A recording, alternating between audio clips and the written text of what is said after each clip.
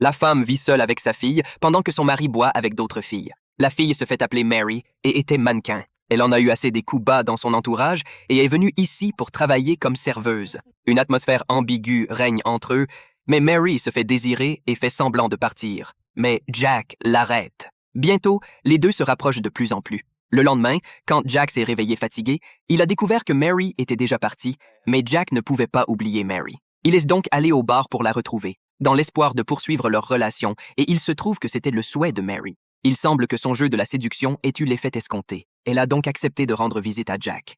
Ils sont sortis ensemble, Mary a parlé de son passé. Elle a fait plusieurs foyers d'accueil depuis son enfance, sans foyer chaleureux. Son enfance a été un cauchemar pour elle.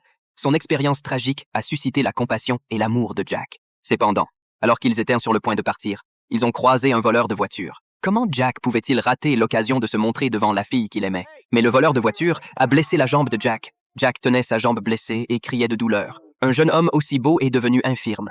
Dans cette situation, quelqu'un doit s'occuper de lui de toute urgence. Il allait engager un soignant, mais Mary a senti qu'elle devait s'engager elle-même. Après avoir dit cela, elle n'a pas attendu la réaction de Jack. Elle s'est levée et a voulu rentrer chez elle pour faire ses valises. Jack lui révéla immédiatement le code de l'appartement. L'objectif de Mary était enfin atteint. Lorsqu'elle retourna à l'appartement, elle trouva le propriétaire en train d'agresser sexuellement sa colocataire. Le propriétaire était non seulement cupide, mais aussi lubrique. Il lorgnait aussi souvent sur Mary lorsqu'elle prenait sa douche.